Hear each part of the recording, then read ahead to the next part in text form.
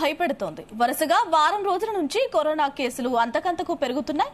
తెలుగు రాష్ట్రాల్లో వరుసగా 10కి పైగా కేసులు నమోదవుతున్నాయి. అయితే ఇవాళ వైజాగ్ లో ఓ మహిళ తెలంగాణలోని ఉస్మానియా ఆసుపత్రిలో ఈ ఏడాది తొలి మరణం సంభవించింది.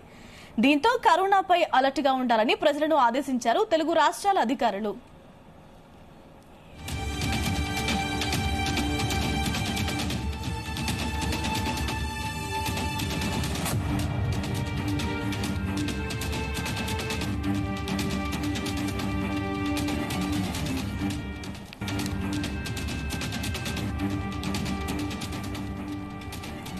దేశవ్యాప్తంగా ప్రస్తుతం యాక్టివ్ కేసుల సంఖ్య 4,000కు పైగానే నమోదవుతున్నాయి. అలాగే తెలుగు రాష్ట్రాల్లో కూడా 2 రాష్ట్రాల్లో మరణాలు కూడా సంభవించాయి. దీంతో అధికారులు అలర్ట్ అయ్యారు. ప్రజలు కూడా అలర్ట్ గా ఉండాలంటూ సూచించారు. ఓవరాల్ గా అసలు కరోనా సిచ్యువేషన్ ఎలా ఉంది తెలుగు రాష్ట్రాల్లో తెలుసుకునే ప్రయత్నం చేద్దాం. మా ప్రతినిధి నరేందర్ అడిగి. నరేందర్, గాయత్రి, JN.1 వైరస్ దేశవ్యాప్తంగా విస్తరిస్తుంది. మనం చూసాం COVID-19 తర్వాత దాదాపు 2 సంవత్సరాల గ్యాప్ వచ్చింది. అప్పుడు వేలాది మంది మృత్యువాత పడడం, లక్షలాది మంది నిరాశలు అయినటువంటి సందర్భము, ఆస్తులు కోల్పోయినటువంటి సందర్భం. ఎందుకంటే హాస్పిటల్లో అడ్మిట్ అయిన తర్వాత లక్షల రూపాయలు చెల్లించి ప్రాణాలు కాపాడుకోవాల్సిన పరిస్థితి ఏర్పడింది. దాని తర్వాత కాస్త ఇప్పుడిప్పుడే ఊపిరి పీల్చుకుంటున్న టైంలో మళ్ళీ కోవిడ్ పంజా విసురుతోంది. ఇప్పుడు 2 ఏళ్ల తర్వాత ఇప్పుడు ప్రధానంగా దేశంలో యూపీ కావచ్చు, కేరళలో ఇంపాక్ట్ బాగా కనిపిస్తూ వచ్చింది. ఇప్పటికే 7 చొప్పున ఆయా రాష్ట్రాల్లో చనిపోయినటువంటి సందర్భం ఉంది. కానీ ప్రజెంట్ మనం చూస్తున్నాం దాని ఇంపాక్ట్ తెలుగు రాష్ట్రాల మీద కూడా పడింది. ఆంధ్రప్రదేశ్ లో ప్రస్తుతం లేటెస్ట్ సమాచారం అందుతుంది మనకు. ఉస్మానియాలో కూడా ఒకరు చనిపోయినట్టుగా కూడా మనకు సమాచారం ఉంటుంది. అలాగే ఏపీలో వైజాగ్ లో కూడా ఒక మహిళ చనిపోయినట్టుగా కూడా మనకు సమాచారం ఉంటుంది. ప్రధానంగా ఈ 24 గంటల్లోనే 2 తెలుగు రాష్ట్రాల్లో ఒక్కొక్కరు చొప్పున చనిపోవడం అనేది ఇప్పుడు రాష్ట్రంలో సంచలనంగా మారింది. ఉస్మానియా విషయానికి వస్తే, ఉస్మానియాలో కాసేపటి క్రితం చనిపోయినటువంటి వ్యక్తి ఊపిరితిత్తుల సమస్యతో ఆయనే రీసెంట్ గా జాయిన్ అయ్యాడు. బట్ ఊపిరితిత్తుల సమస్యతో జాయిన్ అయిన తర్వాత ఆయనకు రీసెంట్ గా నిన్న అటాక్ అయిందని కూడా చెప్తున్నారు. దాంతో ఆయనకు ఊపిరి ఆడలేదు. హార్ట్ అటాక్ లాగా రావడంతో ఆయనకు తీవ్ర సమస్య ఏర్పడింది. దీంతో ఎమర్జెన్సీలో ఆయనకు చేర్పించాల్సి వచ్చిందని కూడా వైద్యులు చెప్తున్నారు. దాని తర్వాత ఆయనే తెల్లవారుజామున మార్నింగ్ చనిపోయినట్టుగా కూడా అక్కడ వైద్యులు చెప్తున్నారు. బట్ ఏదైనప్పుడు కూడా కోవిడ్ ఇంపాక్ట్ అనేది చాలా తీవ్రంగా దాలుస్తోంది. అటు ఏపీలో ఒక మరణము, ఇక్కడ ఒక మరణము, అక్కడ ఒక మహిళ చనిపోయింది. ఆమె కూడా తీవ్రమైనటువంటి ఊపిరితిత్తుల సమస్యతో జాయిన్ అయ్యి కోవిడ్ అటాక్ కావడంతో అక్కడ కూడా చనిపోయినట్టు కూడా తెలుస్తోంది. ప్రజెంట్ రాష్ట్రంలో దాదాపుగా మనం చూస్తున్నాం తెలుగు రాష్ట్రాల్లో మొత్తం 10 కోవిడ్ కేసులు ఉన్నట్టుగా కూడా తెలుస్తోంది.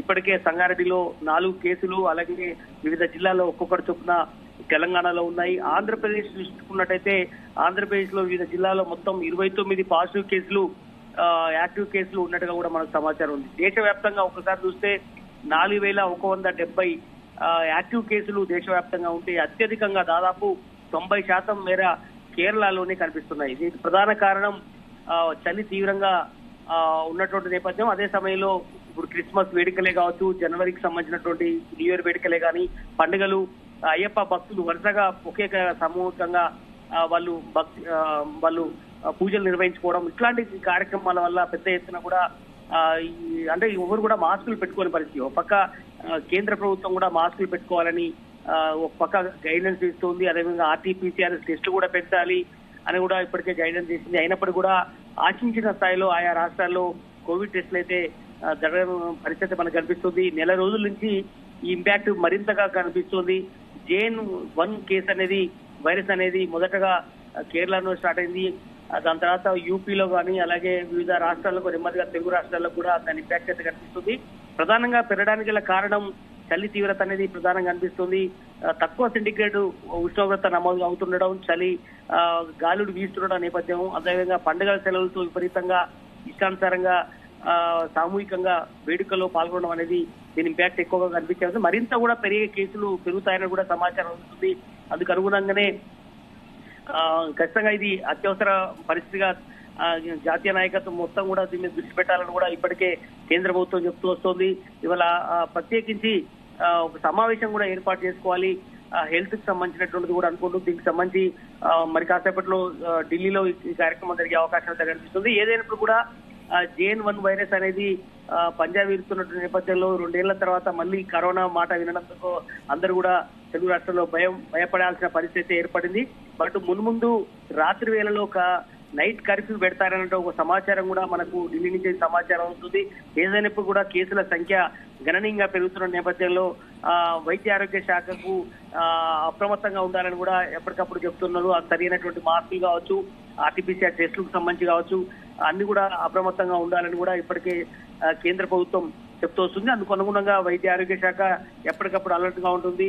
ప్రత్యేకించి కొన్ని నోడల్ సెంటర్లు ఏర్పాటు చేయాలి, కోవిడ్ వచ్చిన వాళ్ళని ప్రత్యేకమైనటువంటి సెంటర్లు ఏర్పాటు చేయాలని కూడా ఇప్పటికే రాష్ట్ర ప్రభుత్వాన్ని కూడా చెప్తూ వస్తుంది. అందుకని అందుకు అనుగుణంగా వైద్య ఆరోగ్య శాఖ ప్రత్యేకమైనటువంటి సమావేశాలు కూడా ఇవాళ సాయంత్రం కానీ రేపు పెట్టాలనేటువంటి ఆలోచన కూడా చేస్తుంది. ఒక డిఎంఈ కావచ్చు, డైరెక్టర్ ఆఫ్ హెల్త్ కానీ, వైద్య విధాన పరిషత్ కదా మొత్తం కూడా కోఆర్డినేషన్ తో ముందుకెళ్లాలి.